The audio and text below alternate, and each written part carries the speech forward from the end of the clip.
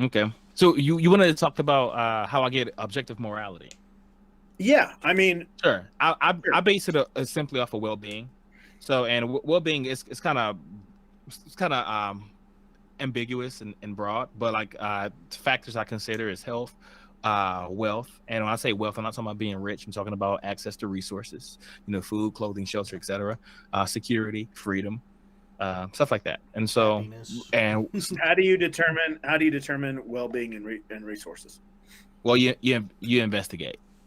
So, like for resources, like for instance, like let's say I knew nothing about your biology, Okay. right? And so I just found you, and I'm trying to take care of you, right? I know nothing about your biology. I don't know if you need water or battery acid. I have no idea. Okay. So I give you battery acid. You react violently to it, and so that's bad. Okay. So it violates your well-being giving you battery acid. So giving you battery acid is immoral. How do you define my well-being? So I would consider your health. I consider your wealth. I consider your safety, your security, and How your do you happiness. determine what things are good? How do you determine that my reaction to battery acid is bad versus my reaction to water would be good? How do you determine what is good and bad in that scenario? Well, you investigate. So I'll give you battery acid. I will look to see how your biology reacts to it, and it's Okay, not but investigate. Like if I'm investigating a murder, I'm going to go Mhm. look for a murder weapon. Okay, what are you investigating in comparison to? Like, how are you determining what is well-being and what isn't well-being? So if I give you battery acid, your body is gonna not like that. Okay, It's gonna what be makes bad. that bad? So when we talk about morality, we're talking about I'm talking about well-being. So like for What is instance, well-being? How do we determine what well-being is? so that's what I was talking about. So that is health, wealth, freedom, security, safety. How do we know that health, wealth, freedom, security, and access to resources quantifies well-being? How do we know that those things make up No, well-being? well, that's what we define it as. When we talk about morality, we're talking about something's moral. We're saying it is good for your well-being. So, like, I'm using those words synonymously. So, if I were to whack Facade in the head with a brick, it is not good for him. So, it is How do we know it's not good for him? because What helps us know that that's bad? sure the force from the brick is going to interact within his skull in a way that won't be healthy for him. How So, do we determine what is healthy and what is unhealthy? because I can look and see blood is gonna be pouring out of him. He might die. So I could say, that was bad for him. How is dying bad? How was dying because that ends his well-being. So because Yeah, there won't be he a can't. need to be. Therefore, if So you're well-being is determined by being alive. I can't Well, be. it's not determined by being alive, but it's a requirement. How do we know that? If you're not a being, if you're not being, then you can't have well-being.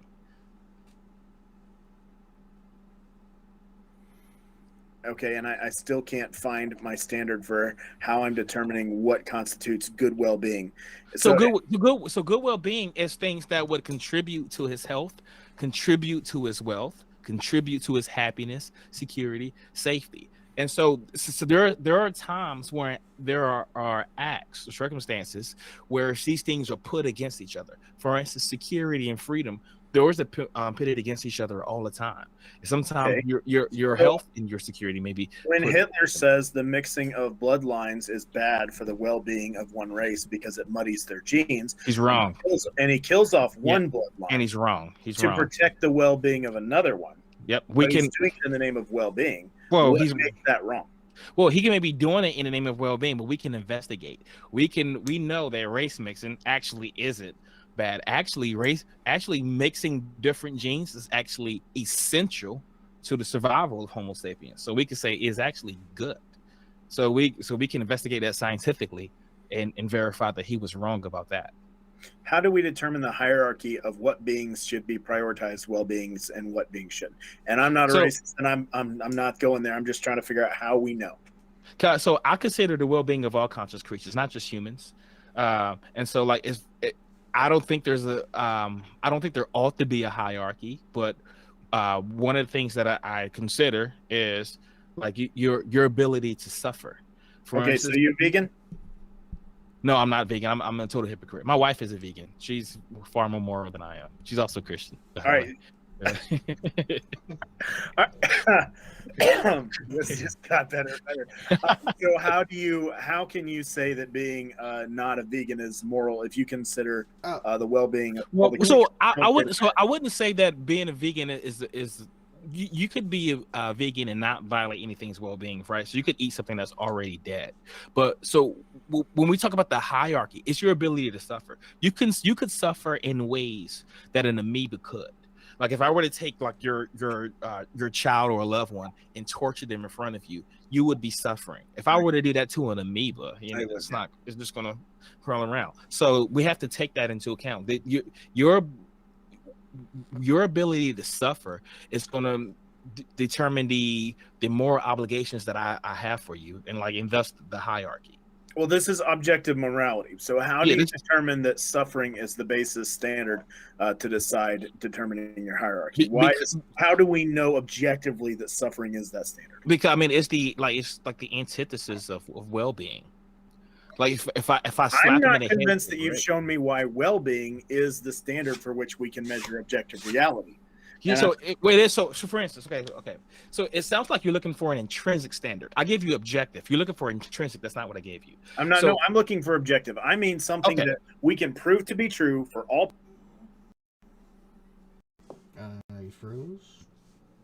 People at all times based on X. So the standard is well-being. There's nothing intrinsic about it. There's nothing. How do we arrive at that standard? Okay, so that's the reason we have morality in the first place. The reason we have morality is because the actions that I do, they have consequences. They don't occur in a vacuum. They affect the people in the world around me. So there need to be rules to govern my behavior. Like if I had a bat and we were in a room together, and if I was just swinging a bat wildly, you would say that's immoral. Why? Because I could hit you. But what if the bat was in another dimension and it couldn't affect anybody? Then there'd be nothing immoral about it. So that's. But you're making a lot of assumptions about how we arrive to well-being I'm talking about the reason why we have morality in the first place. Because if there was nothing that I could do to affect you, there'd be no reason to govern my behavior. What if everything I did, it just had no consequences on anything or the world around me? Just let me do what I want then. I could blow up grenades down at the mall and drive my car anywhere. It wouldn't hit anybody. Nobody would be harmed anyway. So the reason you have rules to govern my behavior is because my actions have consequences. Oh, I know we gotta have rules, and I know why we gotta have rules. Well, that is morality. So when we talk about the theology of morality, now we can talk about the ontology. Right? Because the purpose of having morals in the first place is because my actions have consequences for the people around me. So now we can talk about what consequences do we want and what do we don't want. We don't want bad consequences. You don't want to get hit by consequences. Say it again. So we get to decide the consequences. No, we don't get to decide. Physics decide the consequences. If I slap you in the face with a brick, it is going to harm you. It has nothing to do with my opinion. So we find a tribe in Australia. And they're doing some weird ceremonial procedure that is increasing infection rates and hurting the well-being of their people. Yeah, that's immoral.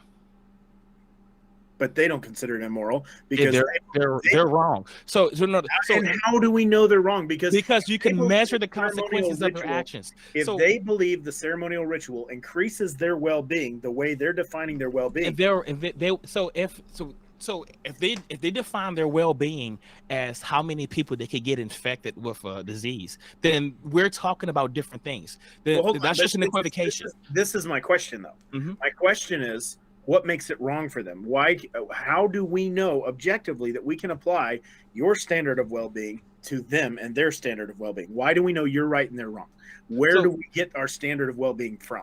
So the reason where we get our standard from is from reality. So if facade reality, our shared reality. Okay, but their reality is they highly value the ceremonial procedure that makes them more attractive in their minds. Now, sure, they have shorter lifespans, but they believe that's good well-being. And a psychopath might think he's helping people by slitting people's throats and cutting off their face or something like that. He would be wrong. So that's a problem. Why would he be? That would be a moral epistemology problem, not an ontological problem. But why would he be wrong? He'd be wrong because it's not good for them. Just if Fasad were to slap you in the head with a brick, even if he thought it was helping you, he would be wrong because it is not. You would be better off by not getting slapped with a brick. That is why.